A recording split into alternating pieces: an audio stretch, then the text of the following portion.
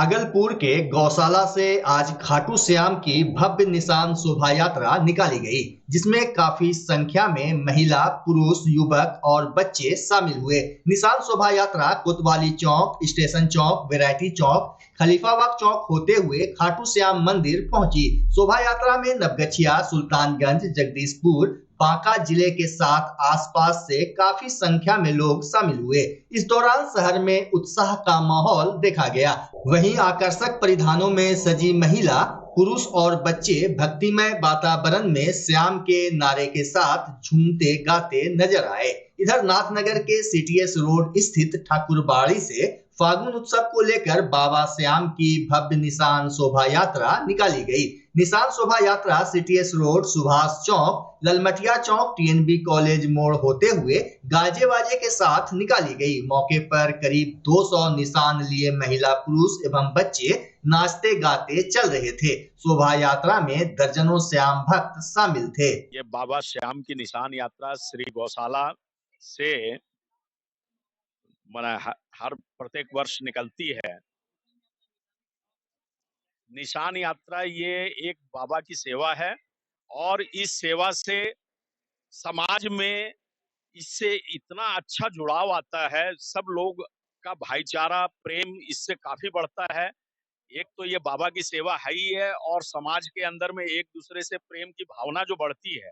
सब लोग जो ये होली उत्सव के पहले मतलब ये बाबा श्याम की शोभा यात्रा से जो लोगों के अंदर में एक उल्लास, उमंग की भावना जो बढ़ती है, तो इसलिए ये शोभा यात्रा हर साल निकाली जाती है और समस्त पूरे भारत वर्ष के अंदर में जितने भी श्याम मंदिर हैं, सब जगह ये निशानी शोभा यात्रा निकलती है। ये फागुन की बहार है। आज बाबा का एकादशी के दिन बाबा का हम लोग निशान चढ़ा रहे हैं। फिर कल द्वादशी का दिन होगा। ये बाबा का बहुत बड़ा उत्सव है, बहुत बड़ा पर्व है। जय श्री श्याम, जय श्री श्याम। ये सारे हिंदुस्तान का ये पर्व है। समाज कल्याण विभाग द्वारा आज पॉक्सो एक्ट पर उन्मुखीकरण कार्यक्रम का आयोजन जिला बाल संरक्षण इकाई की ओर से भागलपुर के भीकनपुर स्थित एक होटल में किया गया। कार्यक्रम का उद्घाटन जिला एवं सत्र न्यायाधीश, जिलाधिकारी और वरीय पुलिस अधीक्षक ने संयुक्त रूप से किया। कार्यक्रम का मुख्य उद्देश्य बाल संरक्षण के हितों का ध्यान रखना था। इस अवसर पर जिलाधिकारी डॉक्टर नवल किशोर चौधरी ने बताया कि 16 वर्ष से कम उम्र के बच्चे अगर गलती करते हैं तो उसे सजा दें, लेकिन उनका नाम को कहीं भी प्रकाशित न करें। हम लोग समझते हैं कि छोटा इंसान है, वो छोटा इंसान नहीं, बच्चा बच्चा है। दूसरी बात, साइकोलॉजी में ये कहा जाता है कि जो इंटेलिजेंस है वो दो पार्ट में हम लोग बांटते हैं, कि पूरे ह्यूमन लाइफ के इंटेलिजेंस को दो पार्ट में बांटते हैं। एक बोलते हैं फ्लूइड इंटेलिजेंस और एक बोलते हैं क्रिस्टलाइज इंटेलिजेंस। फ्लूइड इंटेलिजेंस का मतलब हुआ कि पानी, फ्लूइड मतलब क्या हुआ, पानी की तरह।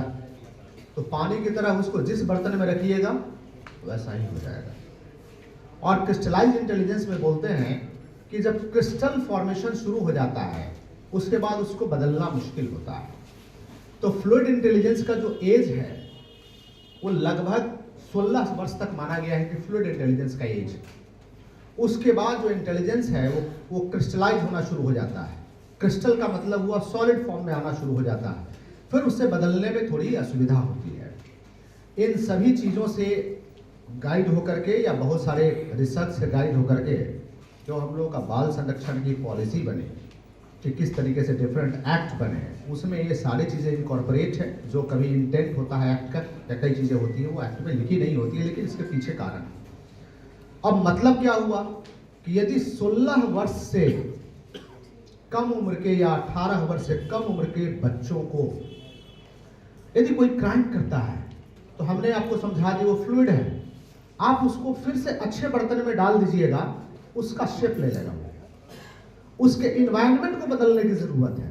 वो पनिशमेंट, वो गलती किया है, लेकिन गलती क्यों किया, वो परिवेश में आकर के गलती किया है, हो सकता है भावना में आकर गलती किया हो।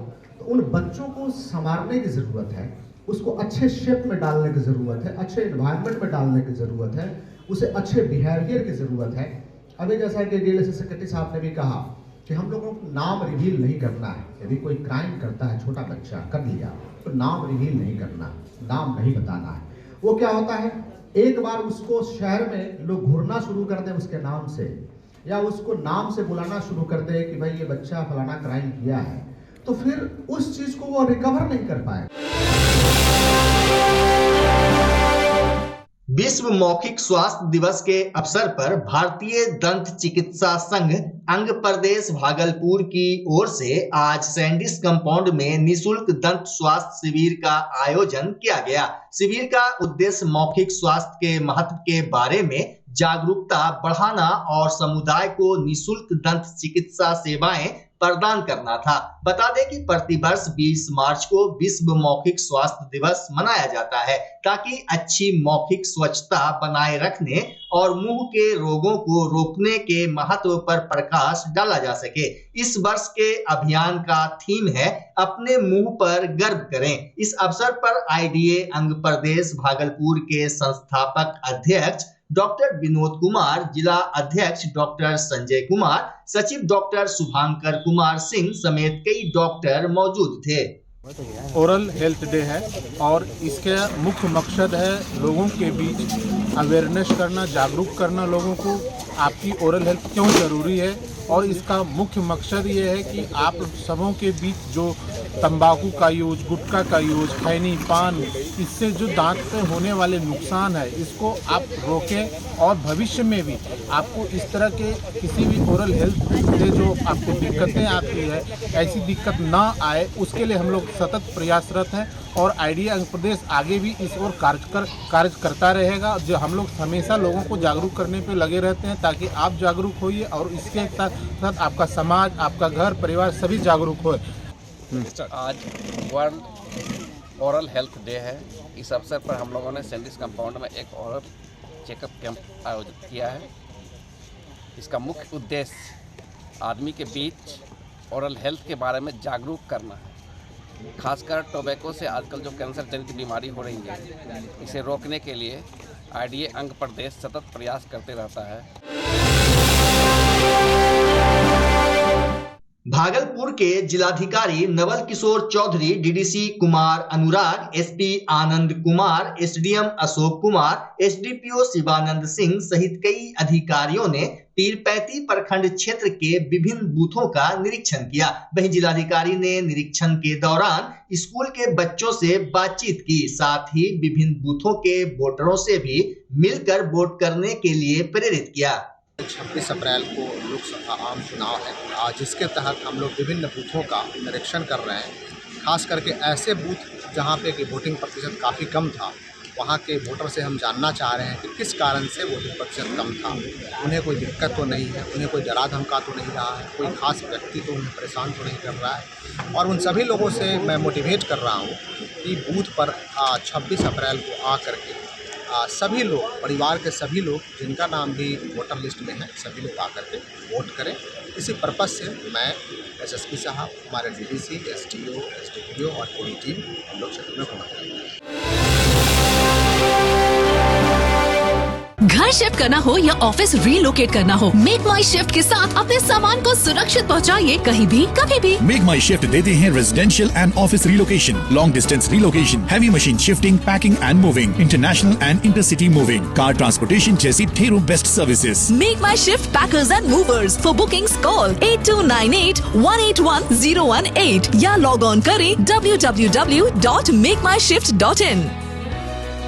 रिंकू एलईडी बल्ब एक बार लाओ और चलाते ही जाओ। हमारे एलईडी बल्ब्स है क्वालिटी में नंबर 1 और एनर्जी एफिशिएंट, जो रखे एनवायरनमेंट और आपके बिजली के बिल दोनों का ख्याल। रिंकू एलईडी बल्ब के साथ एनर्जी बचाओ और बिल घटाओ। ये है पावर सेविंग लाइट जो चले लंबे समय तक और रखे आपके घर को रोशन। हमारे यहाँ एलईडी लाइट्स मिलते हैं एक व्यापक रेंज में जो आपकी हर जरूरत को पूरा करेगी। लेकिन यही नहीं, हमारे एलईडी लाइट सिर्फ चमकदार नहीं बल्कि एनवायरनमेंट फ्रेंडली भी है। तो आज ही लाओ रिंकू एलईडी बल्ब और पाओ 1 साल की वारंटी का भरोसा। रिंकू एलईडी बल्ब्स, नई जनरेशन के स्मार्ट बल्ब्स। आज ही संपर्क करें 8651063786 या मेल करें rinku.led.bulb@gmail.com। हमारा पता आसाननपुर, भागलपुर, बिहार 812002।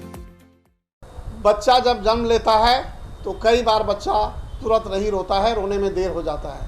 ऐसे में बच्चा क्षतिग्रस्त हो जाता है और उसके बचने की संभावना कम हो जाती है, और यदि बचा तो भविष्य में उसमें विकलांगता की समस्या आती है, जिसे सीपी कहते हैं, जिसका कोई माकूल इलाज नहीं है और ज़िंदगी भर बच्चा विकलांगता से जूझ सकता है। ऐसे में पूरे संसार में कूलिंग थेरेपी का सहारा लिया जाता है। जन्म से ठीक 6 घंटा के अंदर यदि उसको कूलिंग थेरेपी दिया जाए तो उससे उसका सीपी की समस्या कम होती है और बचने की भी संभावना बढ़ती है। पहली बार बिहार झारखंड में आपके शहर के स्नेह नवजात शिशु बाल सेवा केंद्र में यह मशीन उपलब्ध है। कभी भी ऐसी बात हो कि बच्चा रोने में विलम्ब हो गया तो आप स्नेह नवजात शिशु बाल सेवा केंद्र में जरूर संपर्क करें।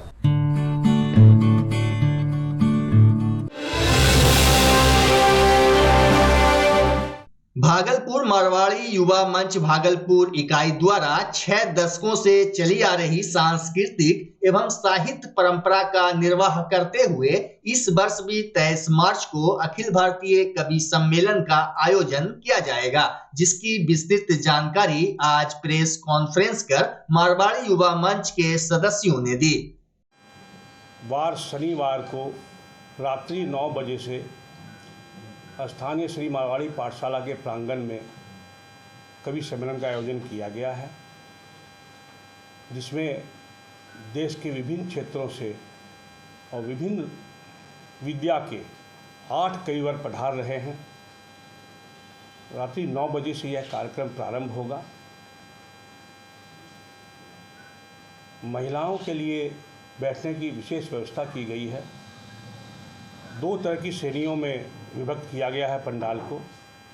एक जो पूर्णकालिक जो श्रोता हैं, जो कवि सम्मेलन का पूर्ण आनंद लेते हैं गद्दे पे बैठ के, उनके लिए गद्दे की व्यवस्था की गई है।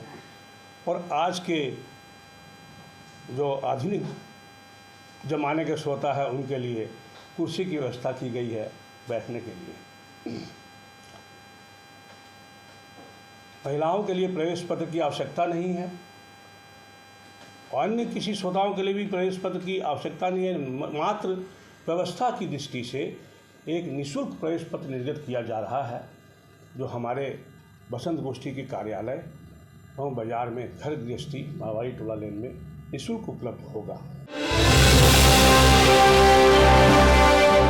भागलपुर शहर को जाम से निजात दिलाने को लेकर जिलाधिकारी डॉक्टर नवल किशोर चौधरी ने अपने कार्यालय में संबंधित सभी पदाधिकारी के साथ बैठक की। उन्होंने कहा कि हर चौक चौराहों पर लगी ट्रैफिक लाइट को दुरुस्त किया जाए। साथ ही उन्होंने सड़कों के किनारे अवैध अतिक्रमण पर भी कार्रवाई करने की बात कही।